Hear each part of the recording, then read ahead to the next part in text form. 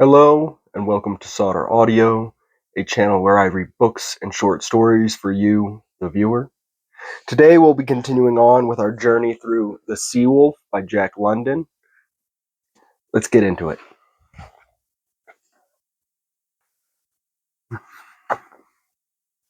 Chapter 6. By the following morning, the storm had blown itself quite out, and the Ghost was rolling slightly on a calm sea without a breath of wind. Occasionally, light airs were felt. However, Wolf Larsen patrolled the poop constantly, his eyes ever searching the sea to the northwestward, from which direction the great trade wind must blow. The men were all on deck and busy preparing their various boats for the season's hunting.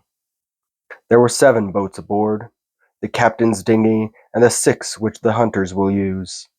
3, a hunter, a boat puller, and a boat steerer composed the boat's crew. On board the schooner, the boat pullers and the steerers are the crew. The hunters are supposed to be in command of the watches, subject always to the orders of Wolf Larsen. All this and more I have learned. The Ghost is considered the fastest schooner in both the San Francisco and Victoria fleets. In fact, she was once a private yacht and was built for speed. Her lines and fittings, though I know nothing about such things, speak for themselves. Johnson was telling me about her in a short chat I had with him during yesterday's second dog watch.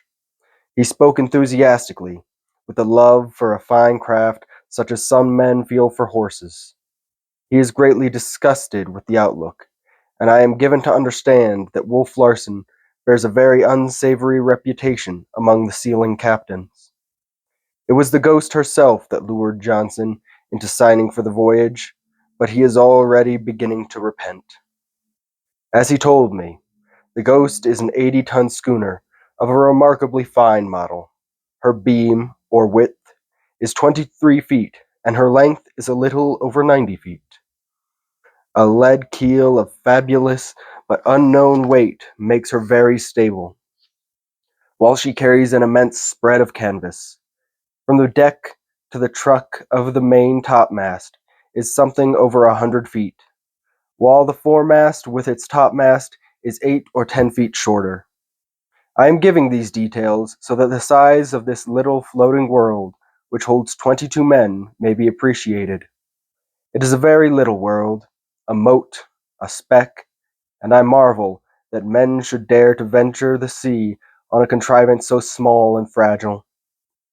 Wolf Larsen has, also, a reputation for reckless carrying on of sail. I overheard Henderson and another of the hunters, Standish, a Californian, talking about it. 2 years ago he demasted the Ghost in a gale on the Bering Sea, whereupon the present masts were put in, which are stronger and heavier in every way. He is said to have remarked when he put them in that he preferred turning her over to losing the sticks. Every man aboard, with the exception of Johansen, who is rather overcome by his promotion, seems to have an excuse for having sailed on the Ghost. Half the men forward are deep-water sailors, and their excuse is that they did not know anything about her or her captain. And those who do know whisper that the hunters, while excellent shots, were so notorious for their quarrelsome and rascally proclivities that they could not sign on any decent schooner. I have made the acquaintance of another one of the crew. Lewis he is called, a rotund and jovial-faced Nova Scotia Irishman, and a very sociable fellow, prone to talk as long as he can find a listener. In the afternoon, while the cook was below asleep and I was peeling the everlasting potatoes, Lewis dropped into the galley for a yarn. His excuse for being aboard was that he was drunk when he signed. He assured me again and again that it was the last thing in the world that he would dream of doing in a sober moment. It seemed that he has been seal hunting regularly each season for a dozen years, and is accounted one of the 2 or 3 very best boat steerers in both fleets. Ah, my boy, he shook his head ominously at me. 'Tis the worst schooner ye could have selected. Nor were ye drunk at the time as was I.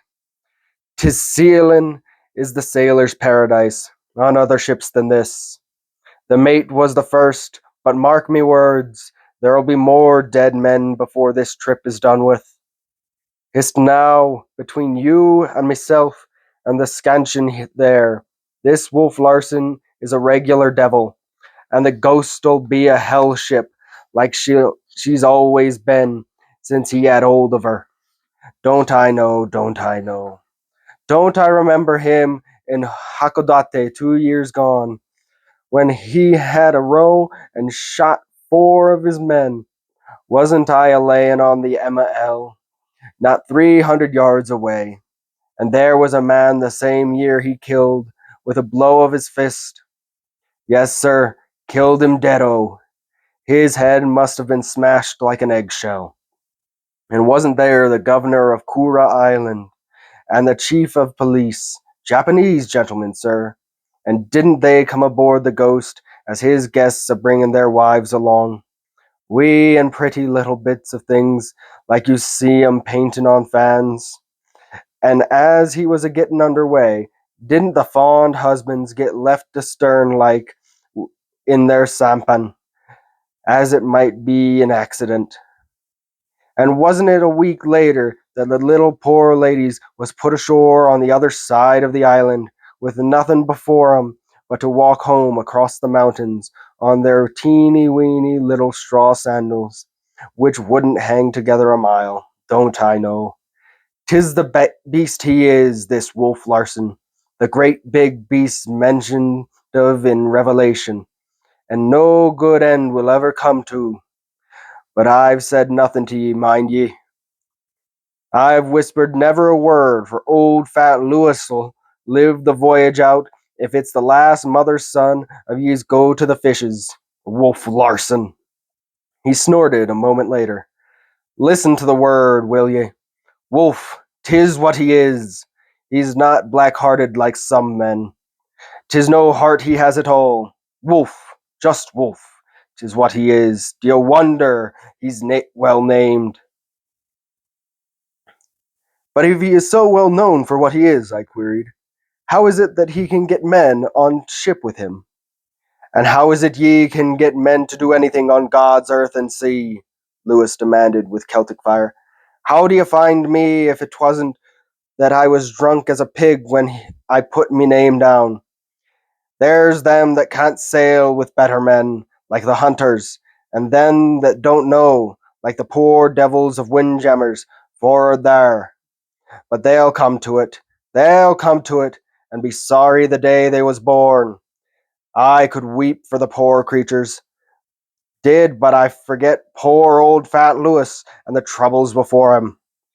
But 'tis not a whisper I've dropped, mind ye, not a whisper. Them hunters is wicked boys. He broke forth again, for he suffered from a constitutional plethora of speech. But wait till they get to cutting up of junks and rowing round. He's the boy'll fix 'em. 'Tis him that'll put the fear of God in their rotten black hearts. Look at that hunter of mine, Horner, Jack Horner they call him. So quiet like and easy going, soft spoken as a girl, till you'd think butter wouldn't melt in the mouth of him. Didn't he kill his boat steerer last year? 'Twas called a sad accident, but I met the boat puller in Yokohama, and the straight of it was given to me. And there's Smoke, the black little devil. Didn't the Russians have him for 3 years in the salt mines of Siberia for poaching on Copper Island, which is in Russian preserve? Shackled he was, hand and foot with his mate, and didn't they have words or a ruction of some kind? For 'twas the other fellow Smoke sent up in the buckets to the top of the mine, and a piece at a time he went up, a leg today, and tomorrow an arm, and the next day the head, and so on. But you can't mean it, I cried out, overcome with the horror of it. Main what? He demanded with a quick flash. 'Tis nothing I've said. Deaf I am and dumb, as ye should be for the sake of your mother, and never once have I opened me lips but to say fine things of them and him. God curse his soul, and may he rot in purgatory 10,000 years, and then go down to the last and deepest hell of all. Johnson, the man who had chafed me raw when I first came aboard, seemed the least equivocal of the men forward or aft.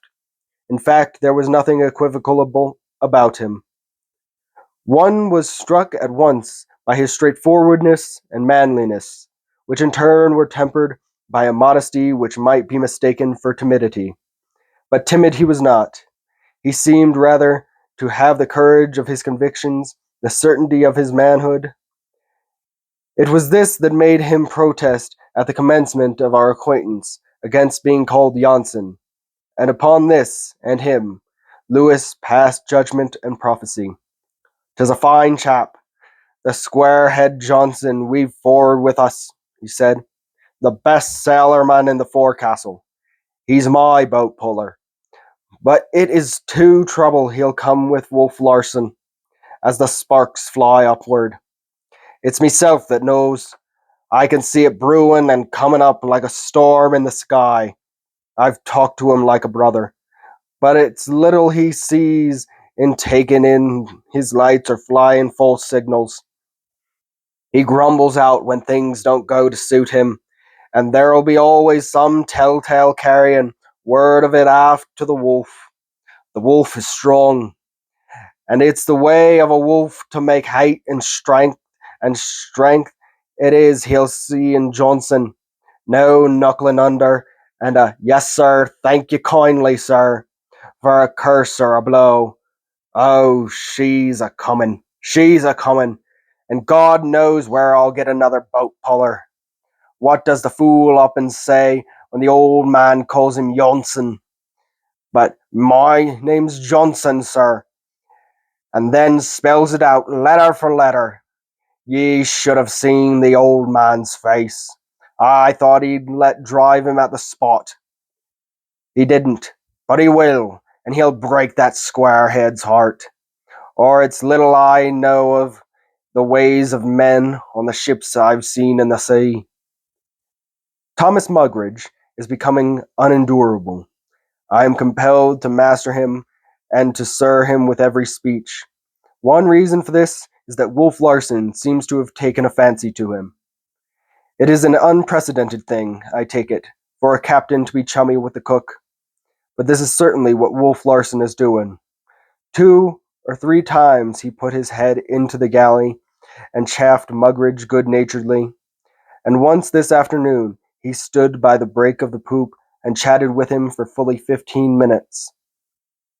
When was over and Mugridge was back in the galley, he became greasily radiant and went about his work and Coster humming Coster songs in a nerve-wracking, discordant falsetto.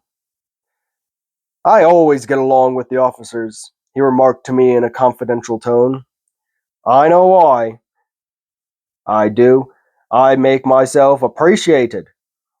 There was my last skipper. Why, I thought nothing of dropping down in the cabin for a little chat and friendly glass. 'Mugridge,' says to me, 'Mugridge,' says he, 'I've missed your vocation.' 'And how's that?' says I. 'You should have been born a gentleman, and never had to work for your living. God strike me dead. If that ain't what he says, and me a sittin' there in his cabin, jolly like, comfortable, a smoking his cigars and drinking his rum." This chitter-chatter drove me to distraction. I never heard a voice I so hated. His oily, insinuating tones, his greasy smile, and his monstrous self-conceit grated on my nerves till sometimes I was all in a tremble. Positively, he was the most disgusting and loathsome person I had ever met. The filth of his cooking was indescribable, and as he cooked everything that was eaten aboard, I was compelled to select what I ate with great circumspection, choosing from the least dirty of his concoctions. My hands bothered me a great deal, unused to the work as they were. The nails were discolored and black, while the skin was already grained with dirt, which even a scrubbing brush could not remove. Then blisters came in a painful and never-ending procession, and I had a great burn on my forearm, acquired by losing my balance in a roll of the ship and pitching against the galley stove. Nor was my knee any better. The swelling had not gone down, and the cap was still up on edge. Hobbling about on it from morning to night was not helping it any. What I needed was rest, if I were to get any at all. Rest. I never before knew the meaning of the word. I had been resting all my life and did not know it. But now, could I sit still for 1/2 hour and do nothing, not even think, it would be the most pleasurable thing in the world. But it is a revelation, on the other hand. I shall be able to appreciate the lives of the working people hereafter. I did not dream that work was so terrible a thing. From 5:30 in the morning till 10 o'clock at night, I am everybody's slave, with not one moment to myself, except such as I can steal near the end of the second dog watch. Let me pause a minute to look out over the sea sparkling in the sun, or to gaze at a sailor going aloft to the gaff topsails, or running out to the bowsprit, and I am sure to hear the hateful voice, "'Ere, you, ump, no soldierin'. I got my peepers on yer." There are signs of rampant bad temper in the steerage, and the gossip is going around that Smoke and Henderson have had a fight. Henderson seems to be the best of the hunters, a slow-going fellow and hard to rouse, but roused he must have been, for Smoke had a bruised and discolored eye and looked particularly vicious when he came into the cabin for supper. A cruel thing happened just before supper, indicative of the callousness and brutishness of these men. There is one green hand in the crew, Harrison by name, a clumsy-looking country boy, mastered, I imagine, by the spirit of adventure and making his first voyage. In the light, baffling airs, the schooner had been tacking about a great deal, at which time the sails pass from one side to the other, and a man is sent aloft to shift over the foregaff topsail.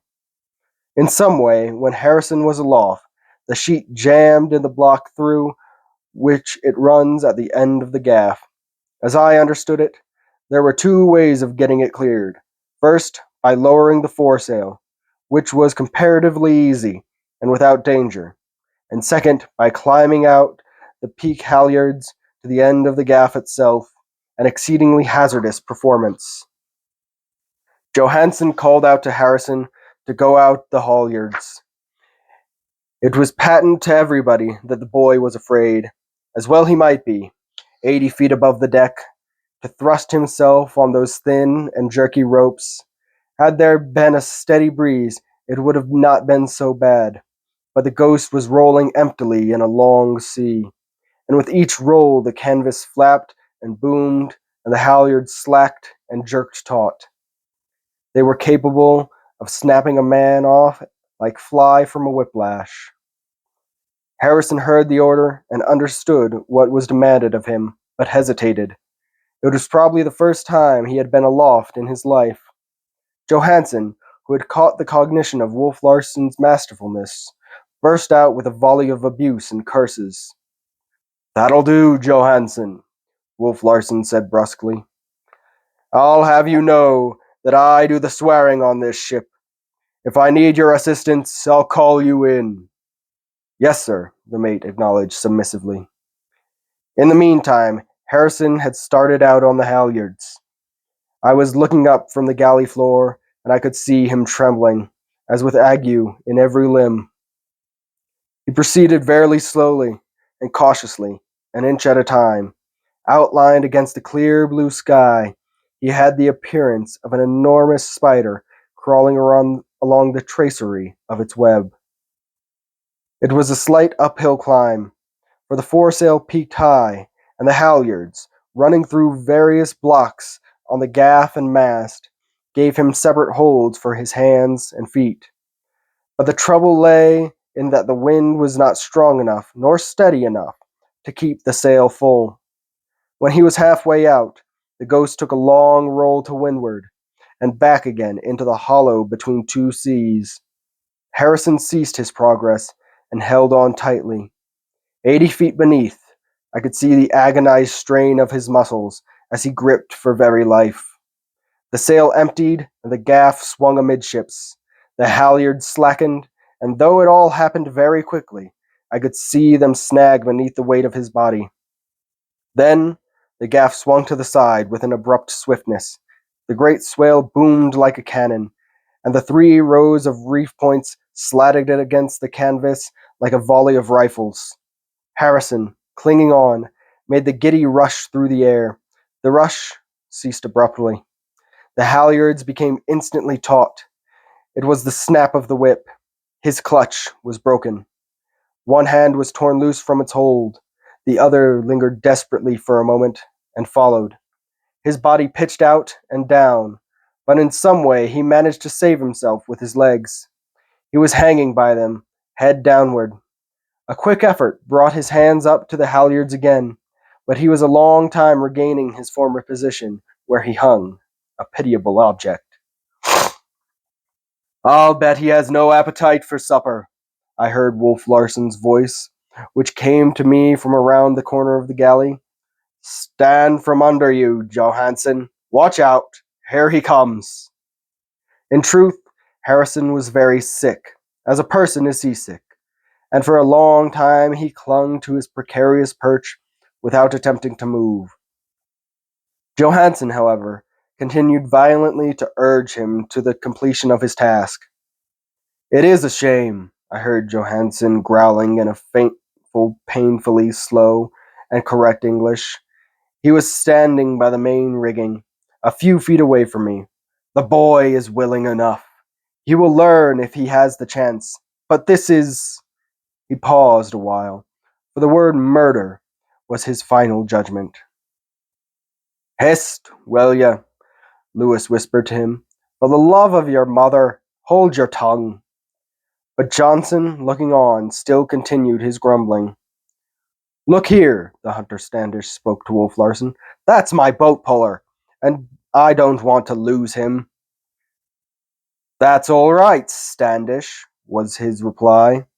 "He's your boat puller when you've got him in the boat, but he's my sailor when I have him aboard, and I'll do damn well what I damn well please with him." "But that's no reason," Standish began in a torrent of speech. "That'll do. Easy as she goes," Wolf Larsen counseled back. "I've told you what's what, and let it stop at that. The man's mine, and I'll make soup of him and eat it if I want to." There was an angry gleam in the hunter's eye, but he turned on his heel and entered the steerage companionway, where he remained, looking upward. All hands were on deck now, and all eyes were aloft, where a human life was at grapples with death. The callousness of these men, to whom industrial organization gave control of the lives of other men, was appalling. I, who had lived out the whirl of the world, and had never dreamed that its work was carried on in such a fashion. Life had always seemed a peculiarly sacred thing. But here it counted for nothing, was a cipher in the arithmetic of commerce. I must say, however, that the sailors themselves were sympathetic, as instanced the case of Johnson. But the masters, the hunters, and the captain were heartlessly indifferent. Even the protest of Standish arose out of the fact that he did not wish to lose his boat puller. Had it been some other hunter's boat puller, he, like them, would have been no more than amused. But to return to Harrison, it took Johansen insulting and reviling the poor wretch fully 10 minutes to get him started again. A little later, he made the end of the gaff, where, astride the spar itself, he had a better chance for holding on. He cleared the sheet and was free to return, slightly downhill now, along the halyards to the mast. But he had lost his nerve. Unsafe was his present position. He was loath to forsake it for the more unsafe position on the halyards. He looked along the airy path he must traverse, and then down to the deck. His eyes were wide and staring, and he was trembling violently.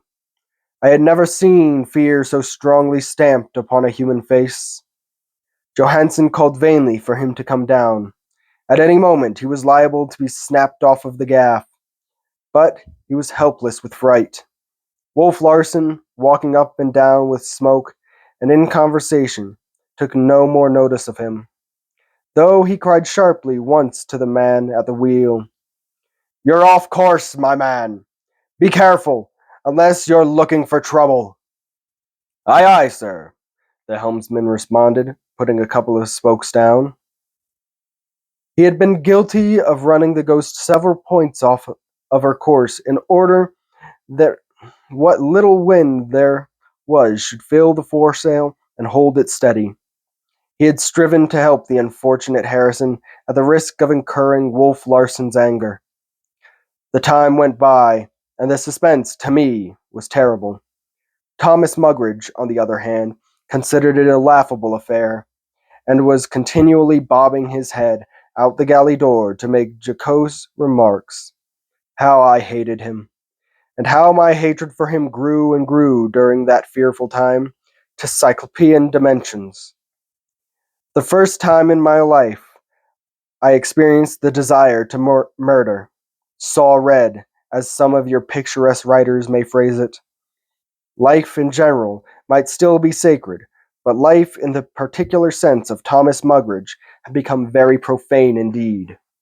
I was frightened when I became conscious that I was seeing red, and the thought flashed through my mind, was I, too, becoming tainted by the brutality of my environment? I, who even in the most flagrant crimes denied the justice and righteousness of capital punishment. Fully half an hour went by, and then I saw Johansen and Lewis in some sort of altercation. It ended with Johnson flinging off Lewis's detaining arm and starting forward. He crossed the deck, sprang into the forerigging, and began to climb, but the quick eye of Wolf Larsen caught him. "Here, you! What are you up to?" he cried. Johnson's accent was arrested. He looked at his captain in the eyes and replied slowly, "I'm going to get the boy down." "You'll get down out of that rigging, and damn lively about it. D'ye hear? Get down." Johnson hesitated, but the long years of obedience to the masters of ships overpowered him, and he dropped sullenly to the deck and went on forward. At half after 5, I went below to set the cabin table, but I hardly knew what I did, for my eyes and brain were filled with the vision of a man, white-faced and trembling, comically like a bug, clinging to the thrashing gaff. At 6 o'clock, when I served supper, going on deck to get the food from the galley, I saw Harrison, still in the same position. The conversation at the table was of other things. Nobody seemed interested in the wantonly imperiled life, but making an extra trip to the galley a little later, I was gladdened by the sight of Harrison staggering weakly from the rigging to the forecastle scuttle. He had finally summoned the courage to descend. Before closing this incident, I must give a scrap of conversation I had with Wolf Larsen in the cabin while I was washing the dishes. "You were looking squeamish this afternoon," he began. "What was the matter?" I could see that he knew what had made me possibly as sick as Harrison, that he was trying to draw me, and I answered, "It was because of the brutal treatment of that boy." He gave a short laugh. "Like seasickness, I suppose. Some men are subject to it, and others are not." "Not so," I objected. "Just so," he went on. "The earth is as full of brutality as the sea is full of motion, and some men are made sick by the one and some by the other. That is the only reason. But you, who made mock of a human life, don't you place any value upon it whatever? I demanded. Value, value. He looked at me, and though his eyes were steady and motionless, there seemed a cynical smile in them. What kind of value? How do you measure it? Who values it? I do, I made answer.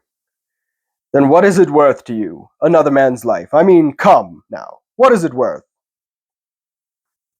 The value of life. How could I put a tangible value upon it? Somehow I, who have always had expression, lacked expression when with Wolf Larsen. I had since determined that a part of it was due to the man's personality, but that was the greater part was due to his totally different outlook. Unlike other materialists I had met, and with whom I had something in common to start on, I had nothing in common with him. Perhaps, also, it was the elemental simplicity of his mind that baffled me. He drove so directly to the core of the matter, divesting a question always of all superfluous details, and with such an air of finality that I seemed to find myself struggling in deep water, with no footing under me. Value of life. How could I answer the question on the spur of the moment? The sacredness of life I had accepted as axiomatic. That it was intrinsically valuable was a truism I had never questioned. But when he challenged the truism, I was speechless. We were talking about this yesterday, he said. I held that life was a ferment, a yeasty something which devoured life that it might live, and that living was merely successful piggishness. Why, if there is anything in supply and demand, life is the cheapest thing in the world. There is only so much water, so much earth, so much air. But the life that is demanding to be born is limitless. Nature is a spendthrift.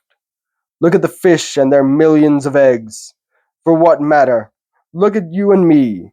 In our loins are the possibilities of millions of lives. Could we but find time and opportunity and utilize the last bit and every bit of the unborn life that is in us, we could become the fathers of nations and populate continents. Life? Bah! It has no value. Of cheap things, it is the cheapest. Everywhere it goes begging. Nature spills it out with a lavish hand. Where there is room for one life, she sows 1,000 lives, and life eats life till the strongest and most piggish life is left. You've read Darwin, I said, but you read him misunderstandingly when you conclude that the struggle for existence sanctions your wanton destruction of life.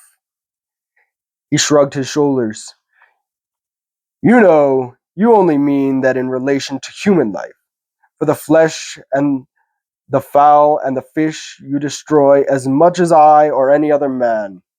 And human life is the nowise different, though you feel it is and think that you reason why it is.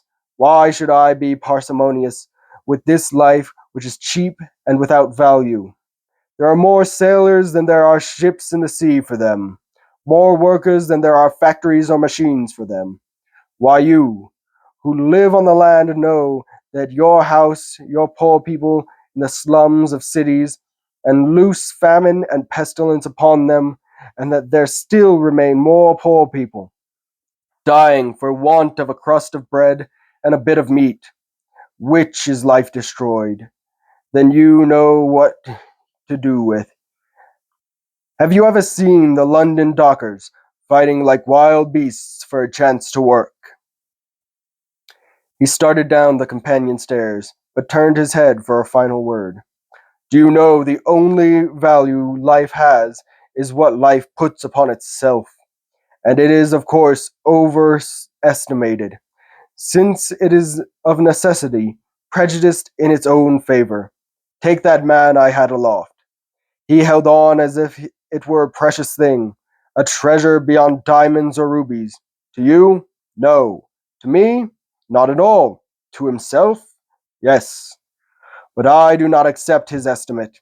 He sadly overrates himself. There is plenty more life demanding to be born. Had he fallen and dripped his brains upon the deck like honey from the comb, there would have been no loss in the world. He was worth nothing to the world. The supply is too large. To himself only he was of value. And to show how fictitious even this value was, being dead, he is unconscious that he has lost himself. He alone rated himself beyond diamonds and rubies. Diamonds and rubies are gone, spread out on the deck to be washed away by a bucket of seawater. And he does not even know that the diamonds and rubies are gone. He does not lose anything, for with the loss of himself, he loses the knowledge of loss. Don't you see? And what have you to say? That you are at least consistent was all I could say, and I went on washing the dishes. Thank you for joining me for Chapter 6 of The Sea Wolf by Jack London. Join me next time as we continue our journey. Thank you.